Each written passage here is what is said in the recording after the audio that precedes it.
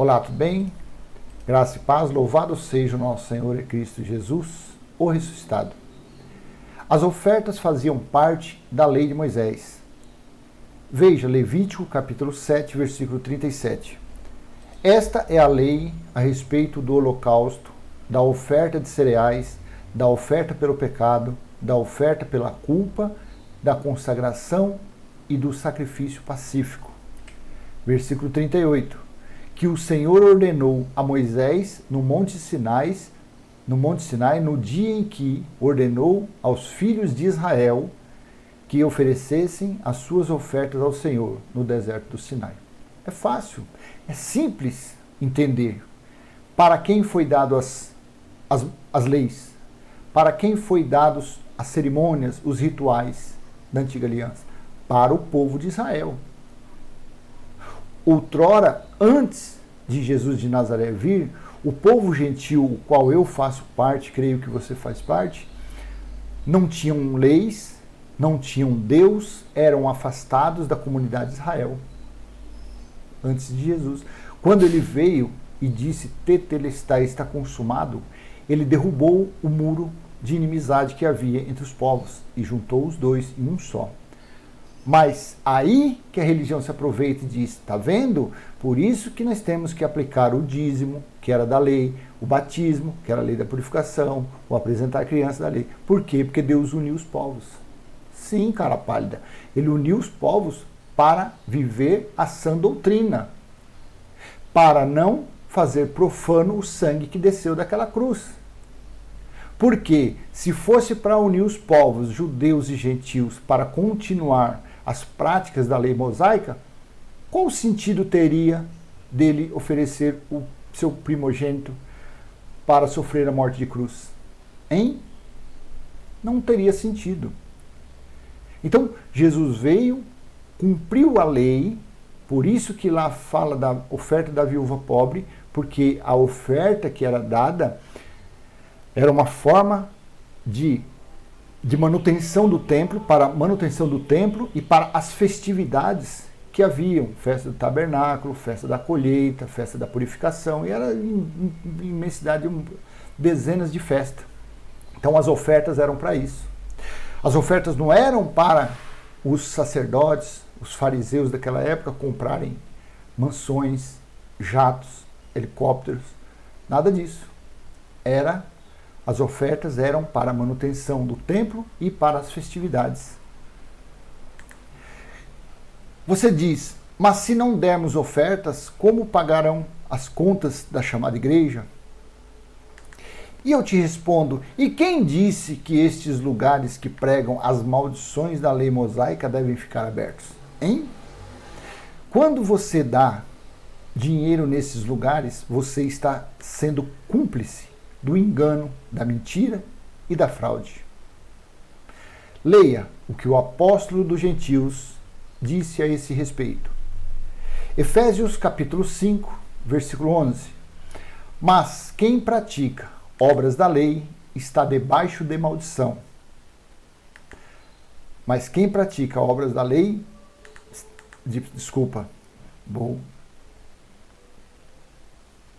Leia Efésios capítulo 5, versículo 11.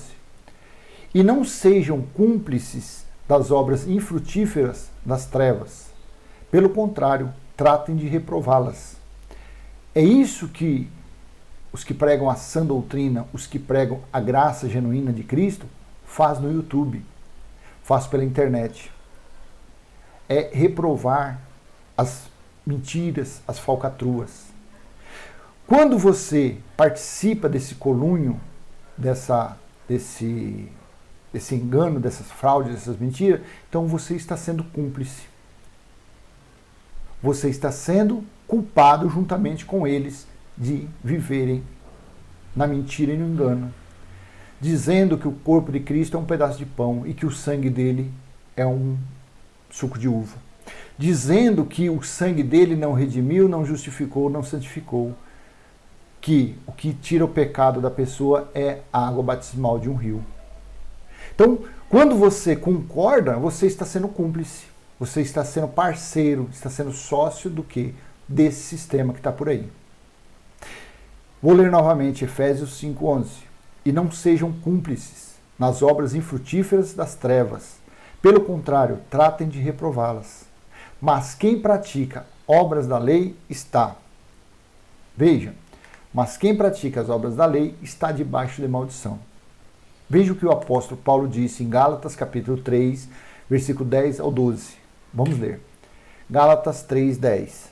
Pois todos os que são das obras da lei estão debaixo de maldição, porque está escrito: maldito todo aquele que não permanece em todas as coisas escritas no livro da lei para praticá-las.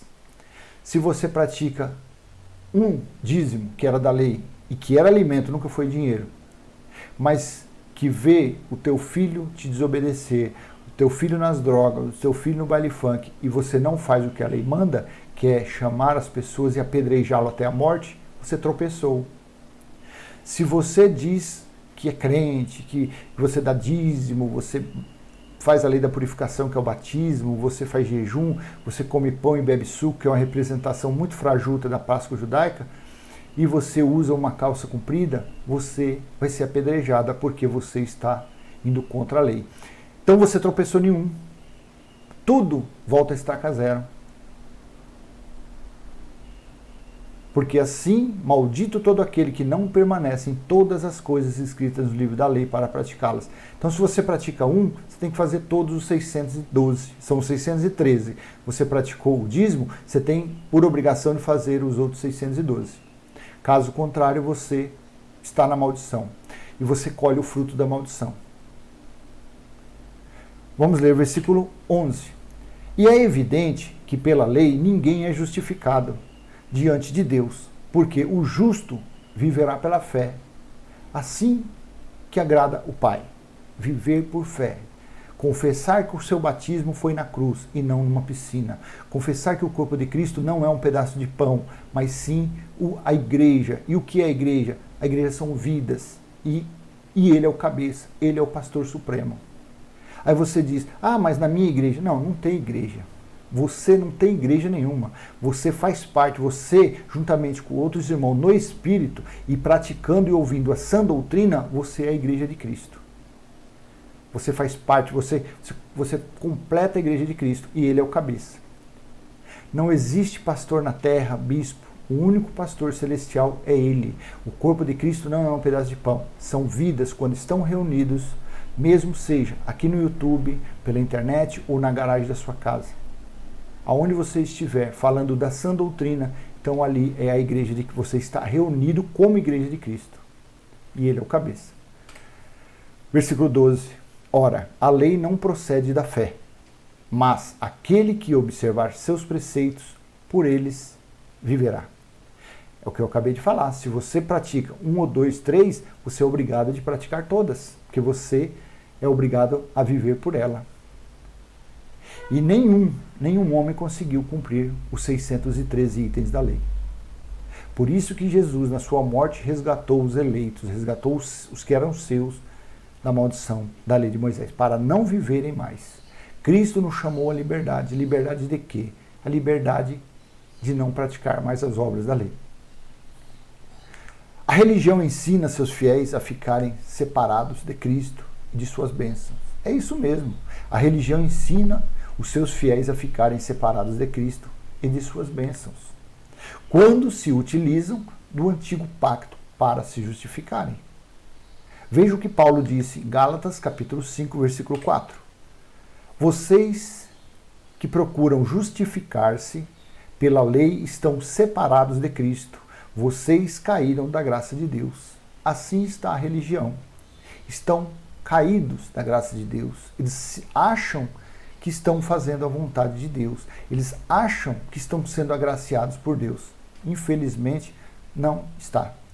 Por isso que os seus planos nunca dão certo. Por isso que há contendas, há enfermidades.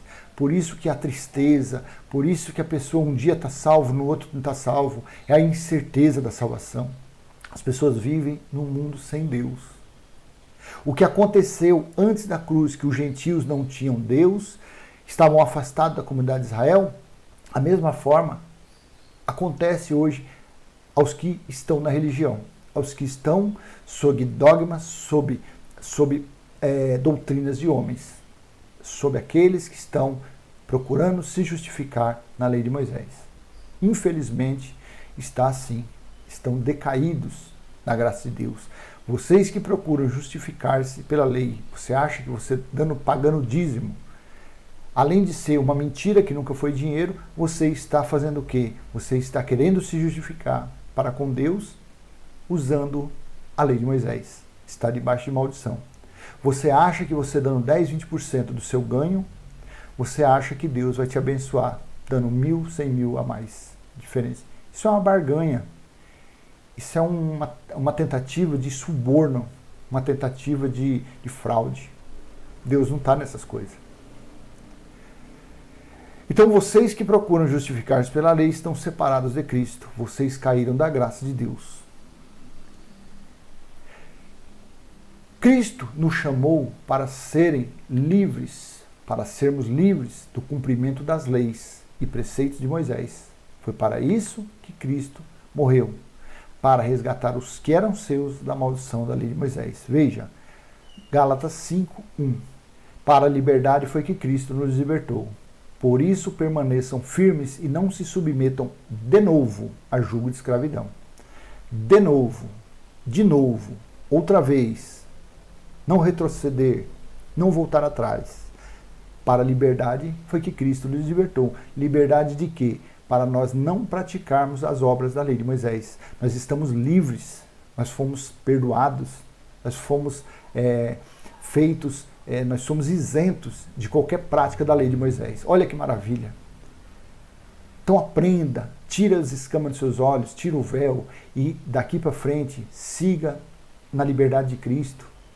Não frequente, não pague dízimo, não participe mais de pegar voto, envelope, campanha, holocausto. Isso aí eram preceitos da lei de Moisés.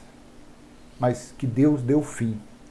Quando ele veio no ano 70 como juiz e julgou Israel, o Filho do Homem derrubou o templo terreno que havia em Jerusalém, o templo físico, e estabeleceu a nova Jerusalém celestial, a qual está em nosso espírito, e que o próprio Deus está em nós.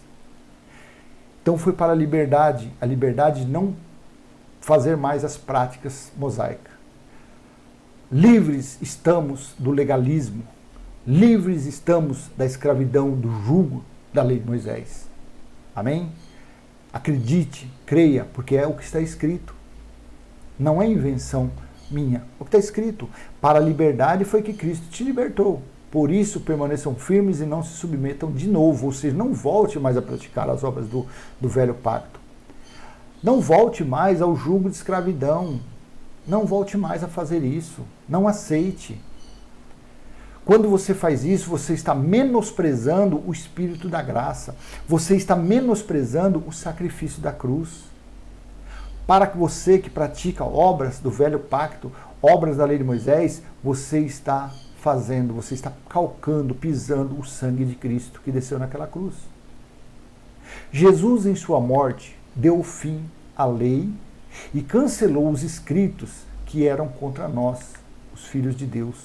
No caso, essa não é para nós do século 21. Isso se referiu a Paulo, aos que estavam vivendo naquela geração, o qual estavam passando da lei de Moisés para a graça de Cristo. Estavam fazendo a transição.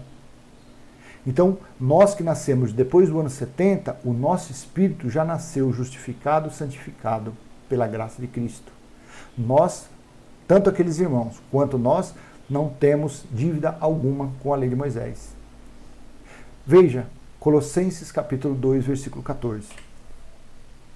Cancelando o escrito de dívida que era contra nós e que constava de ordenanças, o qual nos era prejudicial, removeu inteiramente, cravando-a na cruz.